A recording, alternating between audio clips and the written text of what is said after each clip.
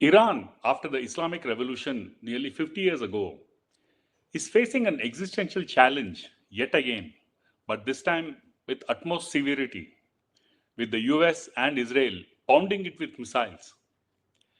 Its supreme leader, Ayatollah Khameini, has already been assassinated in the missile strikes. Iran, in a desperate attempt to survive, has retaliated by targeting American bases in the neighborhood, which has pushed the whole region into a turmoil.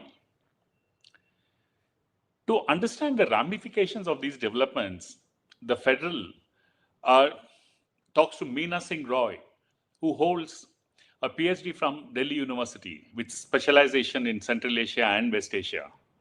Ms. Roy is currently a research fellow who heads the West Asia Center at the Manohar Parrikar Institute for Defense Studies and Analysis, or the IDSA. Welcome, Ms. Roy.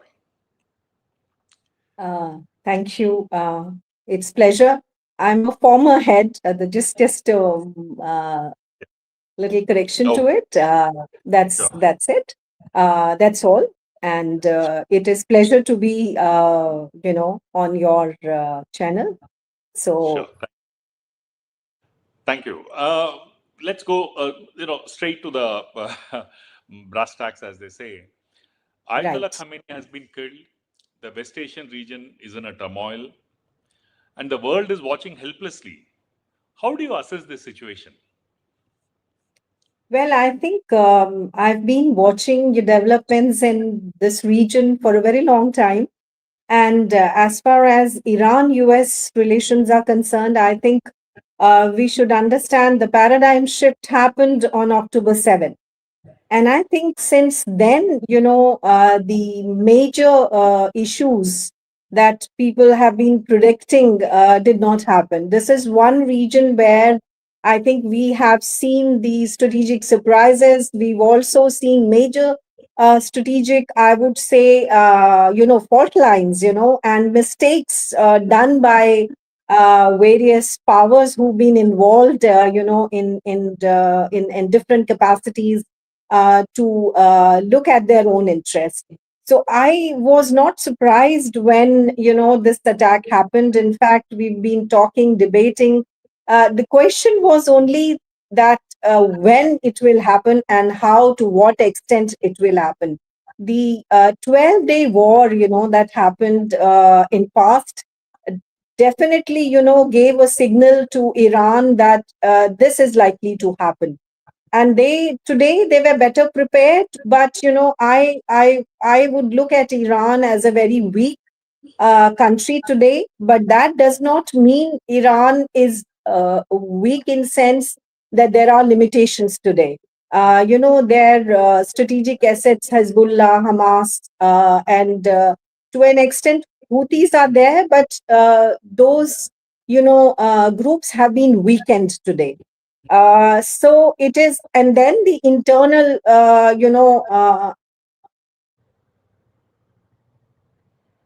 Yeah.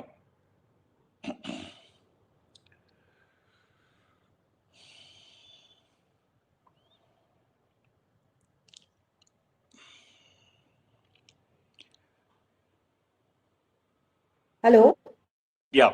Please continue. I thought there was some internet issue. Yeah. So I just want to say that Iran is not Libya or Iraq or Syria. Iran is a civilizational state with its institution in place, the structures in place. So this is the phase where United States of America and Israel are looking at regime change and also trying to ensure that Iran becomes so weak that it is unable to create any kind of an insecurity to Israel. So that is at the bottom line. But what should worry not only the region and the countries involved there, but also the entire world? I think there are factors that we need to take into account. As an Indian, of course, our 9 million plus people are in the Gulf. We also have our energy security coming from the Strait of Hormuz. we also have to see how this is going to affect the supply lines and impact the larger, world in terms of economic crisis that we might see, which might happen subsequently. And how long this war is going to continue, that is also one uncertain phase that we are confronted with today. The Gulf countries tried very hard, the international community tried very hard, but I think, President Trump and, Netanyahu, they definitely, wanted to ensure that Iran is at the weakest moment, and therefore this was the best time to see the regime change. But I don't think this is going to actually end up in regime change the way the narrative as you see in the international media today. I No, don't think but it is going to be a regime change that way. yeah, we'll come back to this a little later. But coming Yeah. back to your original point that it started from October 7th, wouldn't you Yes. think that the problem actually started a little earlier, so sometime in the early part of this century? After the U.S. invasion of Iraq, when the U.S. brought up this issue of Iran's nuclear capability, and it wanted to pressure Iran not to interfere much in Iraq. And this issue happened, and then there was a attempt by the George W. Bush administration to rake up this issue of Iran's nuclear, capability, and the allegation that it is going to, come up with a atomic bomb or a nuclear bomb. So it predates it, and since then there has been continuous pressure. Then it ultimately there was a kind of a detente when Barack Obama signed the deal with Iran, and 2015. then yeah. But the point here is, after having signed the agreement, the nuclear deal, uh, you know, Trump abrogated it, abruptly, and then you so the whole issue again came back again. But realistically speaking, is it possible for Iran to give up its nuclear program entirely? That is one thing. And the other element, the important thing which now Trump and Israel are insisting, is its ballistic missile program. You have an issue where the ballistic missile program, and for Iran, the ballistic missile program is very crucial for its to have to for it to at least feel a little secure. So is it ever possible for Iran to give these up? And what would it mean to give them up? I mean, so yeah. Okay, I think you spoke about the Iraq invasion and Bush administration, but I would say the confrontation between United States and Iran actually started post 79. The moment there was this Islamic theocracy in Iran, the relations started deteriorating. And then, of course, we saw the invasion, Iran Iraq war of 8 years. And thereafter, the Iran was definitely getting isolated as far as the United States of America is concerned. And there were sanctions imposed. Yes, there was a window of opportunity 2015 when the deal was signed, and subsequently President Trump realized that if United States has to secure the security of Israel, which is the primary, I would say, goal. Also, from many point of view, if we look at it, so security of Israel was number one priority for the United States of America, and we know the system how it works there. But why I'm bringing the October 7? Because October 7, what it did to the region and what it did to Israel itself, because the entire security doctrine of Israel changed. I think that is why I say it's a landmark, for different kind of a changes which unfolded subsequently. What happened in Lebanon, what happened in Syria, you see. So I think the Israel realized that we had to weaken various strategic assets of Iran. And for so many years, death to America, all those sorts of slogans have been there. But is the nuclear weapon the core issue? I don't think so. Yes, that is one factor which has been debated, talked about, and it is also a sort of an excuse as well, to invade Iran. Number one. Number two, I think there have been some mistakes on part of Iran as well. Uh, the Iran was unable to convince, I think, the international community, and there were insecurity, I would say, within the Gulf partners as well. The role which Iran played in terms of creating support base for these resistance groups, as they call.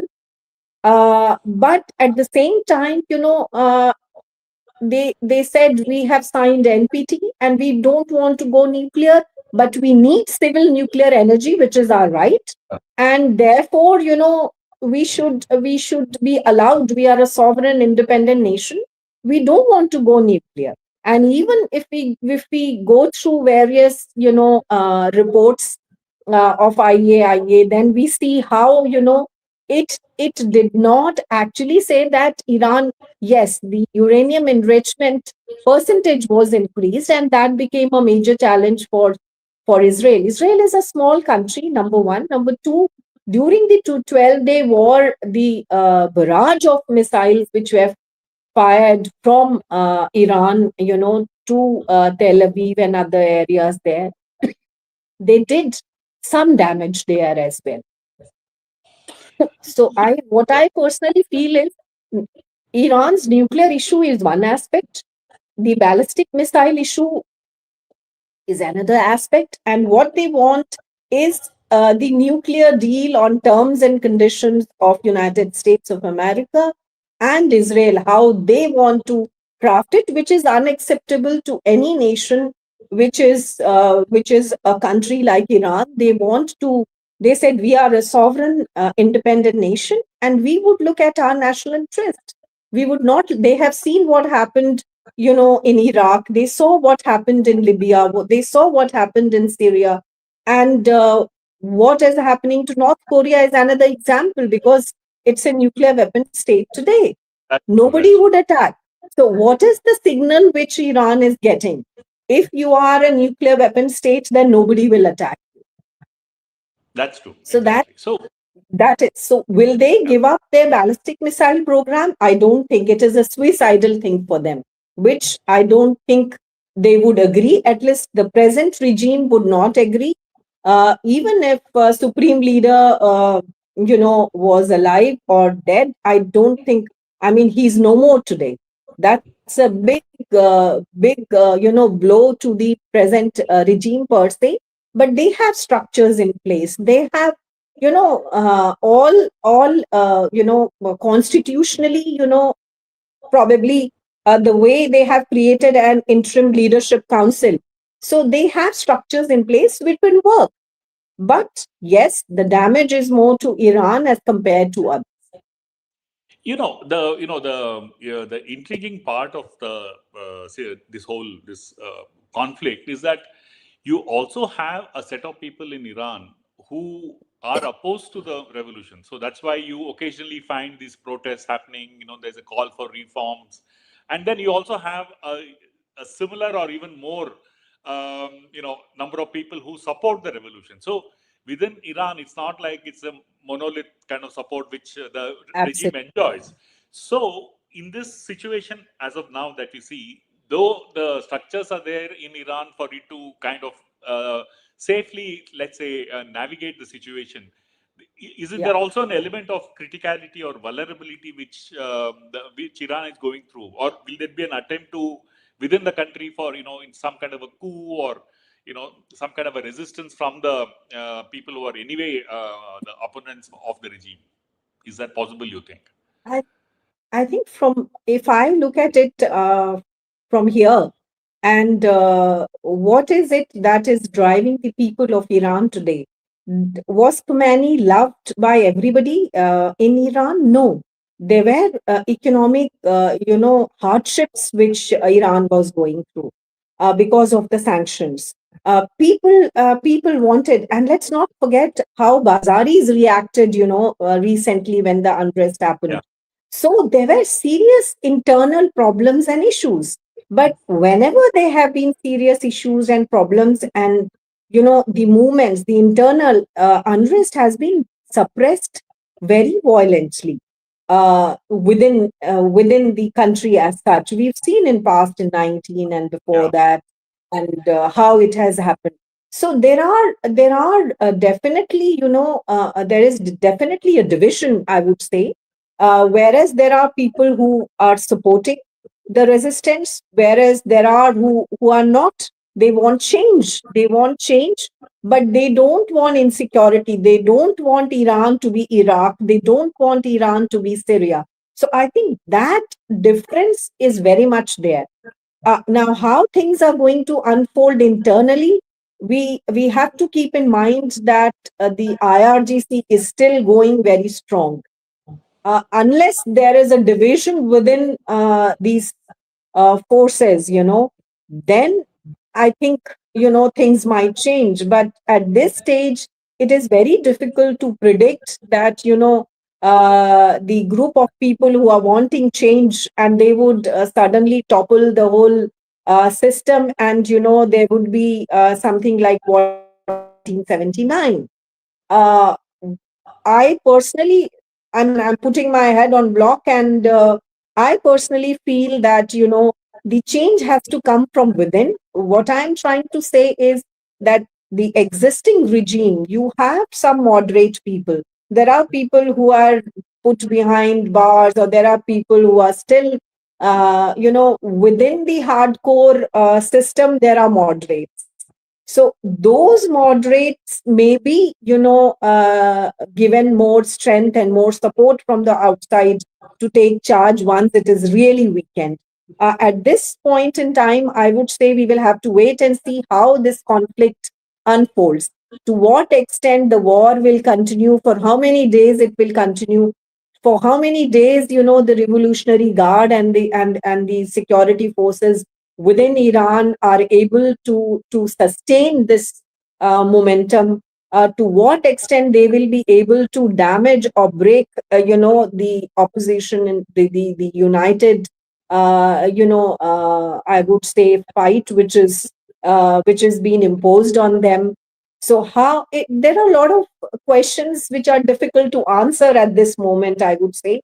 But Yeah. personally, I feel that the change will come, but it is not going to be the regime change the way everybody is talking about. There are many people and scholars who are saying the regime change, what West, meaning the United States, wants may not happen. So who's going to talk to whom? The forces, the liberal forces within the system, or whether IRGC is going to take charge, we really don't know. It will depend You know, how this conflict plays out. yeah. One of the things that we notice is the isolation of Iran, even not just internationally, but even within the region. At one, we are in an age where religion and politics are mixed everywhere, and that's the right-wing narrative that we are seeing. So because the understanding implicit in this is that religion is a unifying factor, but what Iran is going through clearly shows that religion per se cannot be a unifying factor, because there are issues between Iran and other countries in the region, say with Saudis or with Turkey or with many others, the Sunni majority nation. So the point here is, what has Iran strategically done wrong that it finds itself in the position today where you have US bases surrounding it in some ways in in the region, and it's not able to really act out. And and even if it does act out, it is at the risk of antagonizing countries with which it has no real fundamental issues with. I think Iran was always isolated. I would say that. But I would also say that of late, I was there in the Manama dialogue, and I have attended many other Manama dialogues in past as well. But regionally, if you see, the Iran had got certain acceptability. Now, if you see the China-led, sort of a engagement between Saudi Arabia and Iran, and even, if you see the role of Oman, if you see how Qatar has, the region has really started accepting the fact that the regional problems have to be addressed regionally by the regional actors. Unfortunately, we see many fault lines even today. And Iran, for me, I have questioned it to the Iranians also. Who is your real strategic partner? So they don't have a strategic partner, to be honest. So they are on their own. They have been on their own, and but religion, yes, it does plays a part. But let's see, even within the Gulf countries, we saw how Qatar was isolated, for some time. Yes, So yes, how this is all about power politics. It is about the resources. It is about the power game today. So those are the factors which have religion is of course and an important ideology, and religion, they play a very key role, I would say. But I think now there was realization that they have to follow multi-victor foreign policy in today's order or a disorder, whatever we may like to call it. The individual nations are looking inwards. They want to develop their economies. They want to, ensure that they don't put all eggs in one basket, and that is what is happening. If you see, so you see China as a major player in the region. So it's a balance of power game which is in play today. But Iran, I think they could have the strategic mistake, as I see, Iran could have been little more flexible, and these things could have been avoided. It was they were unable to explain actually why they support Hezbollah, why they support Hamas, why they support Houthis. So I think there was they call it a resistance movement, and but there again, it was something which was seen as a major problem in the region. yeah. But the other kind of let's say a highlight of this entire issue is China's role, because China is probably the closest ally Iran has. And China has helped Iran in many different ways by buying large amounts of oil, by defying U.S. sanctions. It's also helped it technologically, and otherwise. But in a situation like this, China seems to be doing nothing. I mean, it's not, it's an ally which is not helping Iran in any way. I mean, at least it's not visible, at least. So, how do you see Firstly, this issue of China's outlook itself? Where it doesn't really come forward to defend its allies. I don't think China, I never felt that China was Iran's ally. It was a very transactional relationship that I see. China has always, used countries to its own benefit. That is what it is. Tell me where China has helped any country. Pakistan, It's not, but Pakistan in Pakistan operations, yes. again. Let me see. No, no, no, no, no. Pakistan, you see, when Lal Masjid thing happened, they withdrew. They put a whip on Pakistan. So China only tries to help you. I mean, they help. They are still helping Iran with some intelligence input. They are buying oil. So there are stakes. But equally important for China is the Gulf countries, the GCC countries. So China has been trying to balance it out. I think the common point for Iran, China, and Russia has been their problem with United States. So that was the binding factor for them. If China was Iran's ally, then they should have been standing with Iran. They would have defended Iran. That did not happen.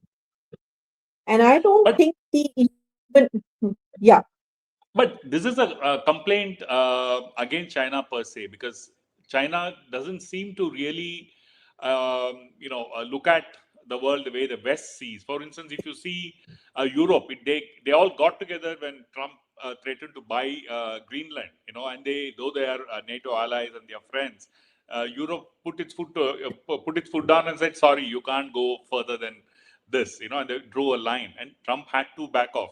Now, something like that is not, China is not able to do something like that as far as Iran is concerned. That's my point. They don't want. My answer would be they don't want to do it. If they really wanted to do it, they could have done it. Making noises in the United Nations where nothing happens. What happened? They were making noises in case of Gaza also. Were they able to stop the war? No. There's only one powerful nation today, which is United States of America, where Mr. Trump decides. It's a Trump order today. That is the order we are seeing. Nobody Wouldn't you is see that resisting. Nobody is saying.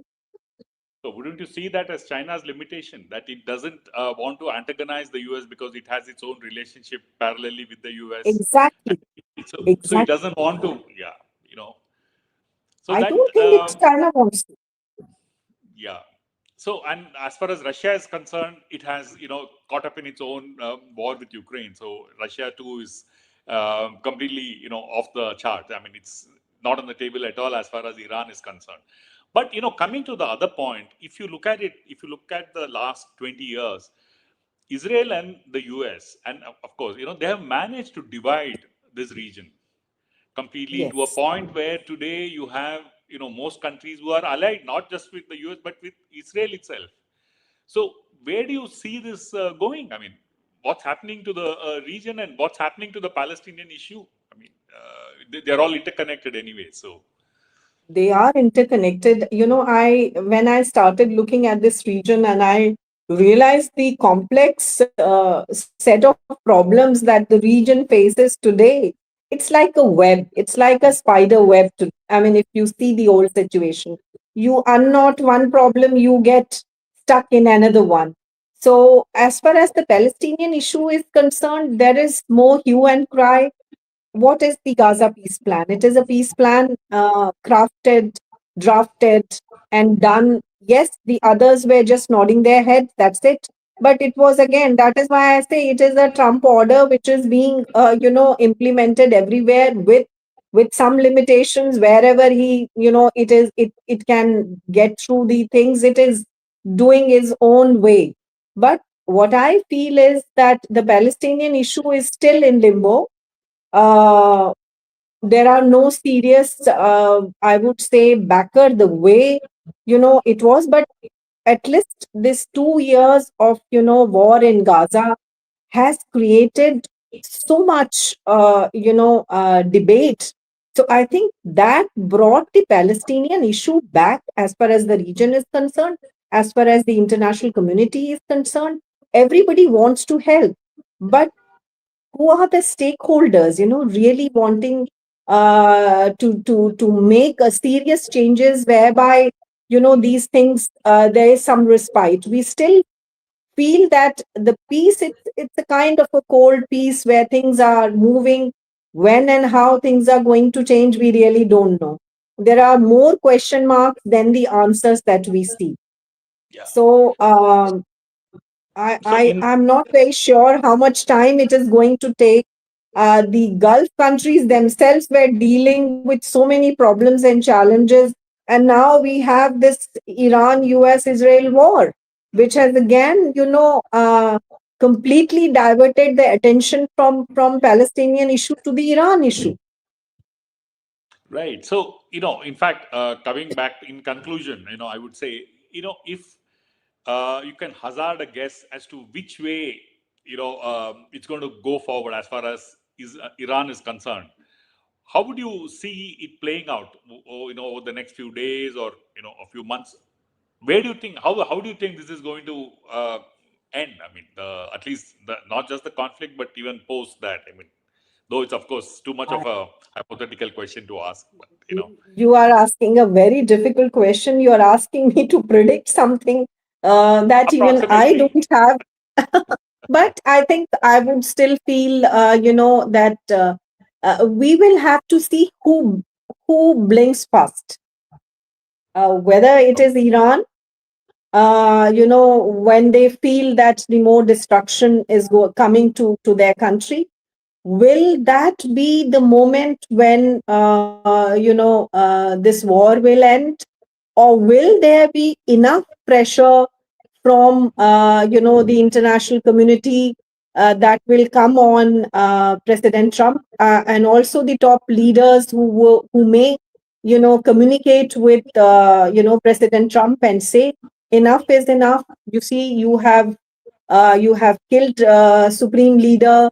Now I think if you want to side with the Iranian people, if you want to do something for them, you actually promised a peace and development to the people of Iran.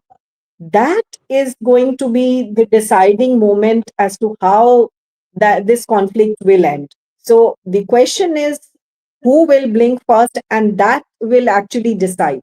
Now, post the end of this war, things are going to be more difficult, more challenging, not only for Iran, but also for the region as such.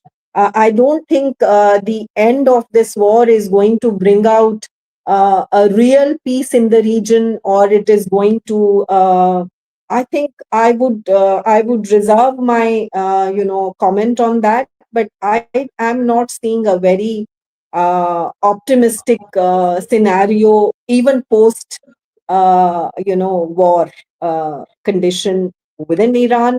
Definitely, it is going to be much more difficult, challenging task, and we don't know how much support the United States is going to give, even if they are able to bring about the government or the regime which it will be favorable to them. Yeah.